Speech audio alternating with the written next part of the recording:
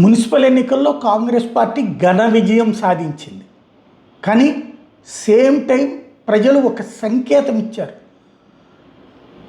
కాంగ్రెస్ పార్టీకి ప్రత్యర్థులు వీక్ ఉన్నారు కాబట్టి, వాళ్ళు సంఘటితంగా లేరు కాబట్టి తప్పించి పూర్తి మెజార్టీ నీకు ఇవ్వట్లేదని లెక్క తేల్చారు. ఇప్పుడు కాంగ్రెస్ పార్టీ టోటల్ మున్సిపల్ కౌన్సిలర్లో 1346 సాధించింది.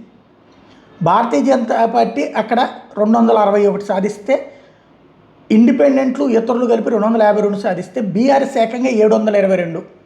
ఈ మూడు కలిపితే 7, 2, 9, 2, 11, 1200 సీట్లు వ్యతిరేకంగా వచ్చినాయి. 1346 కాంగ్రెస్కి, 1250 దాకా కాంగ్రెస్కి వ్యతిరేకంగా వచ్చినాయి.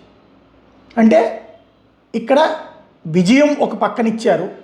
ఆటోమేటిక్గా స్థానిక సంస్థల ఎన్నికల్లో 67 దాకా కాంగ్రెస్ పార్టీ ఏకంగా 34 చోట్ల హంగులో మేబీ 20 గెలుచుకోవచ్చు. దాంతో కలిపితే దాదాపు ఆయన చెప్పినట్టు 90 దాకా వస్తాయి స్థానిక లెక్కల్లో. కానీ ప్రభుత్వం ఏర్పడిన 2 ఏళ్లలో హాఫ్ ఆఫ్ ద పీపుల్ వ్యతిరేకించినట్టు, హాఫ్ ఆఫ్ ద సీట్స్ పోయినట్టు అక్కడ. అది బీఆర్ఎస్తో గతంలో వచ్చిన వాటితో చూస్తే అప్పుడు 4 మున్సిపాలిటీలు అప్పుడు కాంగ్రెస్ గెలుచుకుంది. ఏకపక్ష విజయాలు సాధ్యమైంది బీఆర్ఎస్కి. ఇప్పుడు కంప్లీట్ రివర్స్ అయింది. దాన్ని బట్టి చూసినప్పుడు ప్రభుత్వానికి అధికారంలో ఉంది కాబట్టి ఓట్లేసిన సంఖ్య ఎక్కువ ఉంది తప్పించి ఈ ప్రభుత్వం అద్భుతమని ప్రజలు భావించట్లేదు. అది ఇక్కడ గుర్తుపెట్టుకోవాల్సిన అంశం.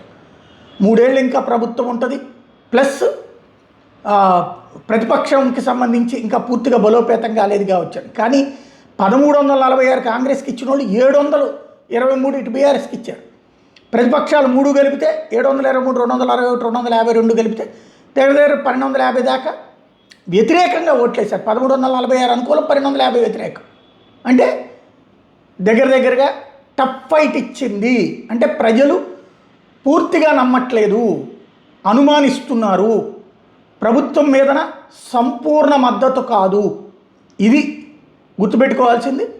విజయాన్ని అభినందిస్తూనే ప్రజలు ఇచ్చినటువంటి హెచ్చరికని గుర్తుపెట్టుకోవాల్సినటువంటి అవసరం కాంగ్రెస్కు ఉంది.